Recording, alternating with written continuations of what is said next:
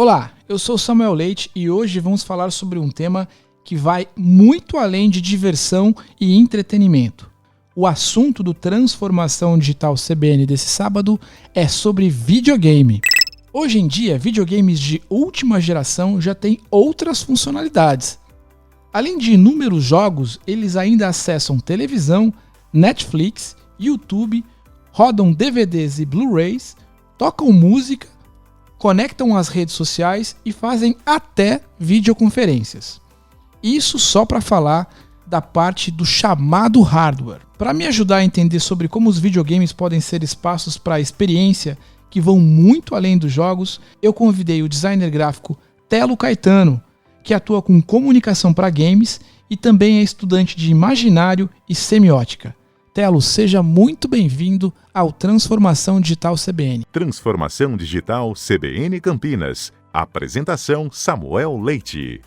Olá, Samuel. Olá, ouvintes. Muito obrigado pelo convite. Legal, Telo. Deixa eu te fazer uma pergunta. Na minha opinião, eu acho que a gente teve uma transformação, uma mudança significativa na linguagem, sobretudo de uma nova forma, de um novo grupo de desenvolvedores de games, os chamados indies, né, os desenvolvedores independentes. Você concorda com essa visão? Você acha que realmente a gente teve novas formas de fazer e de jogar videogame?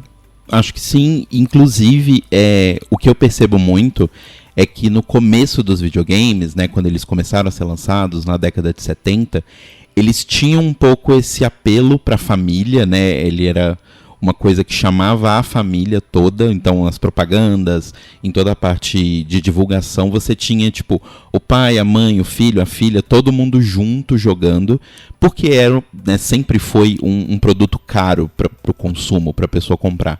E ali no final dos anos 80 e durante os anos 90 a gente meio que perdeu isso um pouco, ficou muito consolidada essa imagem do gamer, né? Dessa coisa de que os jogos vão ser voltados para esse jovem específico. E com o tempo, obviamente, isso se mostrou não sustentável e as empresas precisaram voltar a apelar para esse lado de que o videogame ele tem que servir para outras coisas, né? O PlayStation 2, que até hoje é o videogame mais vendido da história, muito dele ser tão vendido é o fato de que na época que ele foi lançado, ele era um DVD player mais barato do que você comprar um DVD player. Perfeito. Né? Então valia muito mais a pena você investir num PlayStation 2. E hoje o que a gente percebe com as últimas gerações de videogame é que eles estão voltando a esse conceito de que é um produto para a família. Então não só o seu filho vai jogar, a sua filha vai jogar, mas você também que é mãe pode usar ele para fazer videoconferência com outras pessoas. Você pode fazer reuniões direto de casa, né? Hoje em dia, inclusive com a tecnologia VR, a gente cada vez mais consegue expandir esse escritório digital, né, que você pode ter em qualquer lugar.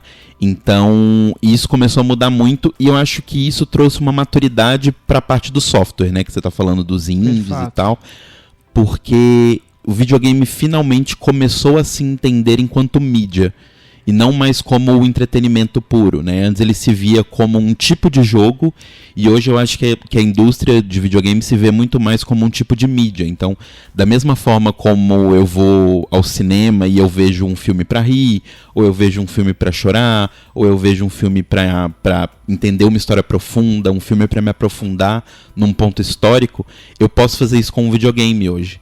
Eu posso usar um videogame para me contar uma história emocionante, para me contar uma história de superação, para me contar vários tipos de história e não só aquele divertimento casual hoje. Com o diferencial, de certa forma, de ter uma capacidade imersiva que talvez em nenhuma outra mídia, pelo menos as que a gente tem hoje, né?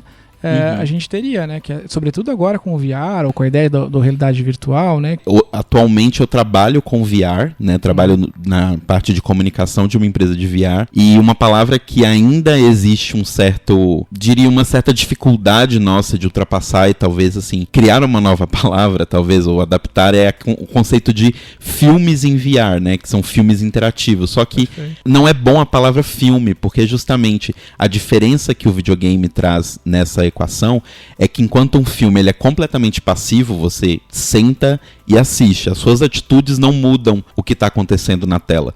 O videogame ele tem esse diferencial que o que você está fazendo vai alterar aquela história. Essas escolhas são muito mais profundas e você se sente muito mais parte daquela história. Como é que você percebe, sobretudo de novo, das últimas gerações para cá, acho que da geração do PlayStation 3 para cá, a gente teve a figura das lojas virtuais, né? Então a gente saiu da mídia física. Aliás, uma das grandes, talvez, um dos grandes fatos pelos quais o PlayStation 2 também foi um grande sucesso no Brasil, foi porque ela foi impulsionada pela indústria da pirataria, né? Era muito difícil ter títulos oficiais aqui no Brasil, né? Por uma questão de distribuição mesmo. E aí, enfim, rolou toda essa história aí da pirataria que impulsionou, quem ajudou quem, né? Que é um pouco do ódio, um pouco, na verdade, das reflexões da indústria de entretenimento de maneira geral, né? O streaming, o Napster impulsionou, enfim, tem todas essas reflexões aí, e a tecnologia sempre como sendo um instrumento de abrir mercados, às vezes por meio, muitas vezes, e depois discutir como rentabilizar esses mercados ou como tornar, digamos, tornar essa balança equilibrada, né? Compensando todos os elos, digamos, da indústria. Mas, voltando um pouco à reflexão, quer dizer, na geração do PlayStation 3 para cá, a gente teve a figura das lojas virtuais, né? Das plataformas online de distribuição de conteúdos, e que abriram espaço para um novo player, digamos, para um novo elemento dessa indústria, que era o desenvolvedor indie, né? O desenvolvedor independente, que não precisava, né, fazer parte de uma grande major, de um grande estúdio de distribuição, um AAA, como se fala bastante, né? Um jogo AAA, ou seja, absolutamente feito por grandes estruturas e também com valores muito mais elevados. Mas como é que você percebe a chegada desse novo entrante aí do desenvolvedor indie? Eu acho que a comparação que você fez com música pra mim é perfeita, porque eu acho que da mesma forma como o Napster e depois os streamings, né, possibilitaram porque no fim das contas é uma facilidade, porque eu acho que pessoas criativas e pessoas que querem produzir, elas existem aos montes, existem pessoas com ideias incríveis aos montes, mas o problema sempre foi essa barreira de como chegar lá. Né, o que eu faço quando eu não tenho um público grande para o que eu quero fazer. E a gente vê isso até hoje em cinema, né? A gente mora numa cidade grande, eu moro aqui em São Paulo, e a gente sabe que quando um filme artístico vai estrear, ele está estreando em 3, 4, no máximo 5 salas de cinema na cidade inteira, e é uma cidade muito grande, né? A maior cidade do Hemisfério Sul. E mesmo assim acontece dessa forma. Então eu acho que as lojas digitais, o que elas trouxeram foi uma possibilidade de pessoas que não tinham toda essa estrutura começarem a contar suas histórias. E eu acho que junto com as lojas também vieram a facilidade de produção. Então hoje, por exemplo, você tem a Unity, que é uma das engines, né, que são os motores para produzir os jogos, que são programas, né, de computador especializados em produzir jogos, que eles todos já fazem o cálculo de toda a questão de algoritmo, de código, você pode fazer tudo ali dentro para produzir o seu jogo. Hoje a Unity, ela é completamente gratuita, você pode baixar a qualquer momento que você queira, começar a brincar ali em casa, e você só paga alguma coisa quando você começar a fazer lucro em cima desse jogo. Perfeito. Então, isso trouxe um panorama completamente diferente, porque qualquer pessoa que tenha uma ideia pode ir ali e botar essa ideia no papel, e isso acho que deixa as coisas muito mais amplas. A partir do momento em que você tem várias vozes dizendo coisas, imediatamente vão aparecer vozes menores que concordam com vozes menores, então você tem um coral maior, né? Transformação digital não é sobre tecnologia, é sobre pessoas. Sua agência de propaganda já sabe disso? A Digitale mergulha no universo de cada cliente e trabalha na construção de ações estratégicas focadas em resultados, dentro e fora da sua empresa, para o seu cliente ou para o seu colaborador, on e off. E por que não em ambos? Vamos conversar? Acesse o nosso site www.digitale.com.br. Queria dividir também contigo. Eu tive, acho que 2 casos em potencial, especiais, queria contar um aqui para você e para os nossos ouvintes, que foi a minha relação com um jogo chamado Journey, que é um jogo que saiu inicialmente para PlayStation 3. Eu nem sei se ele tem outras plataformas, mas ele saiu mais ou menos para... Eu nem lembro que ano foi isso, 2006 talvez? Foi 2012. Que ele saiu para PlayStation 3, e hoje ele tá em PlayStation 4 também, ele chegou a sair, e ele lançou há pouco tempo para computadores também na plataforma da Epic, que é uma loja virtual para também comprar jogos. Bom, qual foi a minha experiência? Eu joguei esse jogo absolutamente no escuro, nenhuma expectativa, pretensão, nada disso. Comecei a jogar, é um jogo simples, depois aqui no comentário aqui do vídeo do nosso programa no portal CBN Campinas você vai ter um breve trailer, né, do joguinho, você vai entender um pouco do que significa essa experiência, mas sem dar muitos spoilers aqui, a minha experiência foi tão imersiva e tão interessante que eu fiquei muito impactado com aquilo, né? Só para dar um resumo geral, uma ordem geral pro nosso ouvinte. É um jogo ali que eu tinha alguns desafios, né, para superar ali ao longo do jogo. É um jogo relativamente curto, né, acho que umas 2 horas e meia. Sim. Se você for, digamos, num golpe só. Mas ao final, e assim, você tinha alguns desafios e do nada aparecia às vezes um outro player ali no jogo que na minha cabeça era um NPC, um bonequinho virtual criado pelo próprio desenvolvedor do jogo ali, né? E na minha cabeça não era, digamos, um outro ser humano jogando comigo. E esse é o spoiler que eu estou dando para você, meu caro ouvinte. Ao final da sua jornada, daí o nome Journey, você passa por alguns momentos, salva, ajuda, dá a vida, é salvado por algumas pessoas e depois você percebe que aquelas pessoas de fato existem como seres humanos, né?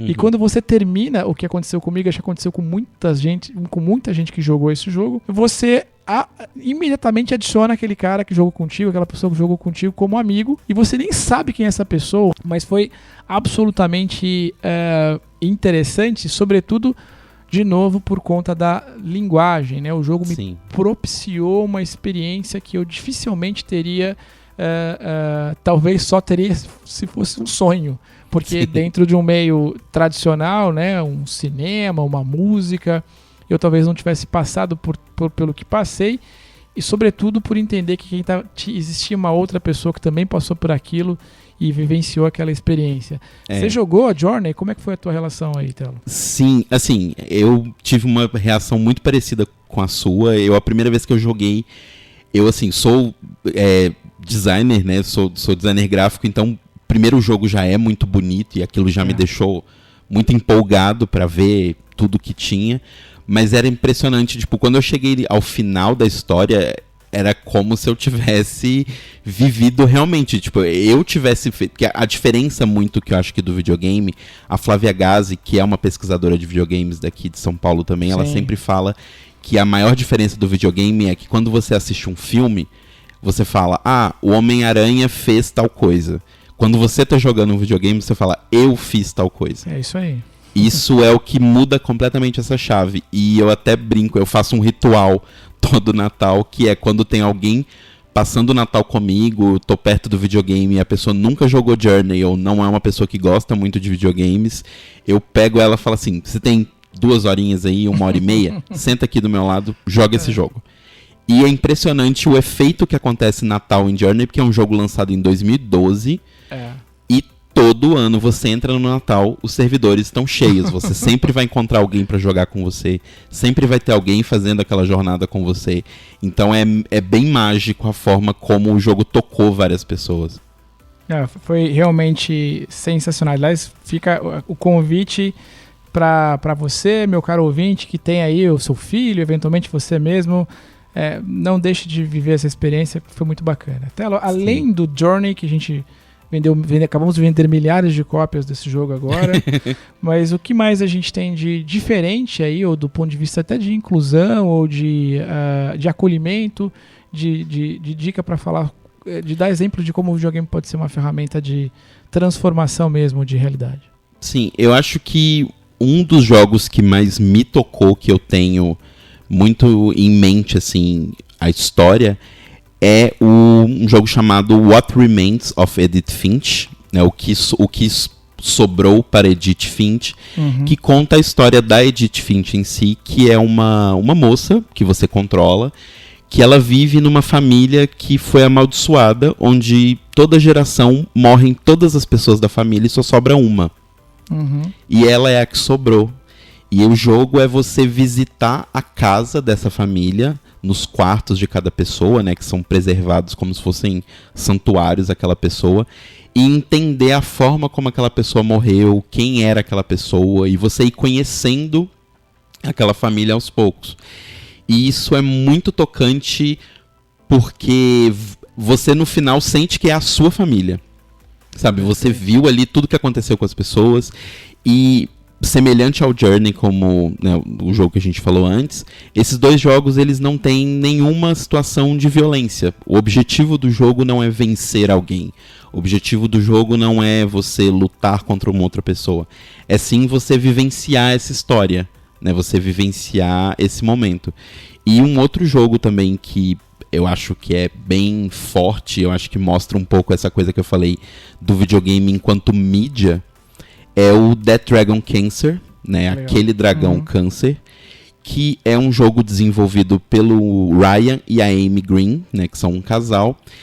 E eles decidiram fazer esse jogo porque eles tiveram um filho, o Josh, e com 12 meses de vida eles descobriram que o filho deles tinha câncer e que era um câncer terminal. E o Josh ainda viveu 4 anos, né? Ele morreu, ele tinha 4 anos e pouquinho, e eles fizeram, depois da morte dele, um jogo onde eles contam como era viver com isso, sabe? Porque ao mesmo tempo que eles sabiam que o filho deles tinha um relógio em cima da cabeça, eles viveram momentos incríveis e eles, né, tiveram uma criança, assim, e a criança brincava, a criança ria, a criança tinha vários momentos incríveis. E o jogo fala um pouco sobre esses altos e baixos de uma forma muito poética. Não é só, né, tipo, acontece isso e pronto. É tudo feito de uma forma muito poética que se assemelha muito à forma de cinema mesmo, né? A diferença é que você tá ali interagindo. Então você tem uma hora que você tá num barco e você tenta remar porque a água tá parada e os remos somem. E isso fala muito sobre a sensação que o pai vivia de que ele precisava chegar num lugar, ele precisava resolver, mas às vezes simplesmente não tem uma solução. Perfeito. É a metáfora da você tá ali incapaz. Exato. Você não consegue seguir aquele rumo. É bem impressionante. Eu tive... Pode falar, desculpa. E como a gente falou sobre essa questão da diferença de que no videogame você está interagindo, isso é uma coisa que seria forte você assistir no cinema, mas nunca seria tão forte quanto você não conseguir fazer nada. Exatamente. É a tal da imersão, né? Você está ali naquele mundo, naquele momento, vivendo aquela experiência, aquela jornada. E eu tive também uma outra experiência, digamos dentro dos jogos, que foi jogando um dos jogos que talvez seja considerado uma das obras-primas dessa indústria, que é o jogo The Last of Us, que foi lançado para PlayStation 3 também, e depois teve uma versão remasterizada para PlayStation 4, que mostra ali uma correlação, e para mim foi uma experiência muito importante, porque eu joguei esse jogo, na verdade eu não joguei no lançamento, joguei logo um pouco tempo depois, e eu tinha acabado de me tornar pai de uma garota, e o jogo, o protagonista do jogo é, no primeiro momento, um pai que tem ali sua filha, e depois ele acaba encontrando ao longo do jogo uma garota que acaba metaforicamente substituindo, entre 1 milhão de aspas, essa filha. E quando você termina aquele jogo, quando você conclui essa jornada, né, e você se lembra das decisões que você tomou para poder chegar até o final do jogo, aquilo toma uma proporção absolutamente gigantesca. Eu lembro que terminou o jogo, eu fiquei ali, sei lá, umas 2 ou 3 horas impactado, não conseguia dormir, e no dia seguinte fiquei o dia inteiro pensando naquilo, e aquilo me emocionou de uma forma que seguramente nenhum filme o faria. Daí, mais uma vez, o potencial que essa indústria tem em relação ao entretenimento tradicional, né? Cinema, por exemplo. Exato. Bom, Telo, tem uma nova... Não uma nova, mas existe um fenômeno muito presente na indústria dos games, que é essa coisa do jogo, da estrutura narrativa do jogo, não tem ali um roteiro pré-estabelecido, não tem um trilho, né? Você acaba conduzindo e construindo a tua jornada dentro do jogo de acordo com as decisões. Como é que você vê essa forma de produzir jogos e qual que é a sua experiência dentro dos chamados jogos sem roteiro? Então, isso que eu ia falar, eles são chamados jogos sem roteiro, mas acaba que eles têm um roteiro, né? Como o jogo ele é ali um produto programado e tanto feito visualmente quanto feito em história, mesmo que ele dê essa opção infinita de respostas, acaba que ele sempre tem uma estrutura de roteiro. A diferença é que você escolhe o caminho para que você vai. E são jogos muito interessantes, né? Esse ano de 2019 a gente teve o Life is Strange 2, que é uma continuação, não é, do Life is Strange, não uma continuação direta, os personagens são diferentes, mas é um jogo onde você vive a história de dois irmãos que estão viajando numa road trip pelos Estados Unidos. São dois irmãos que são descendentes de mexicanos, e é logo após a eleição do Trump, então tem toda uma questão entre os dois. E o jogo ele te faz escolhas, né? Te faz fazer escolhas difíceis para lá no final você ter uma resposta do que aquilo que você fez causou, né? Mas assim, falando de jogos sem roteiro, a gente tem jogos, inclusive, que são completamente abertos, né? Tipo, eles são realmente... A intenção deles é ser um playground. Inclusive, um dos jogos que está mais aguardados aí para ser lançado em 2020 é um jogo chamado Dreams, que vai sair em março, onde a proposta do jogo ele é meio que uma engine de videogame. Ele é um sistema para você criar jogos e experiências ali dentro e compartilhar com outros jogadores. Então, o objetivo dele é criar brincadeiras para os outros, né? Então, é uma coisa que vai até além dessa coisa de tem vários caminhos para você escolher. Ele meio que deixa você fazer quase qualquer coisa. Muito legal. É bem promissor o que vem aí na indústria de jogos, né? Muito legal. Telo, a gente está caminhando aqui para o nosso final. Eu queria muito te agradecer. Como eu te falei, esse é um papo que não só teria tempo para a gente falar sobre muito mais coisas, mas eu já deixo no ar aqui o convite para a gente voltar a falar sobre essa agenda, porque eu enfim, deve ter ficado claro não só para o ouvinte, mas para você também, que é um tema que eu adoro. Sou jogador... Não consigo mais me chamar de casual, porque casualmente todos os dias eu jogo. Então sou um apaixonado pela indústria, pelo videogame, pela linguagem, e defensor do meio como algo que enfim, pode, além de trazer entretenimento, trazer reflexão, como nos casos que você trouxe aí pra gente. Muito obrigado de novo pelo teu tempo, pela oportunidade de dividir essas reflexões com a nossa audiência, e até uma próxima oportunidade aí. Muito obrigado. Bom, pessoal, espero que vocês tenham gostado do programa de hoje. Para continuar a conversa comigo, é só me procurar lá no Twitter e no Instagram, no @SamuelLeite. E eu vou lembrar vocês mais uma vez que o Transformação Digital CBN Campinas é um programa que também acontece em podcast. Então nos procure lá no Spotify, procure por Transformação Digital CBN, clique em seguir, que você vai estar sempre recebendo um conteúdo novo toda semana, um conteúdo novo sobre como a tecnologia vem transformando significativamente as nossas vidas. E se você está ouvindo em podcast, não se esqueça que nós somos um programa regular da Rádio CBN Campinas e que a gente roda todos os dias, de segunda a sábado, ao longo da programação da rádio. Um grande abraço para vocês e um excelente almoço, e até a próxima. Transformação Digital CBN Campinas. Apresentação Samuel Leite.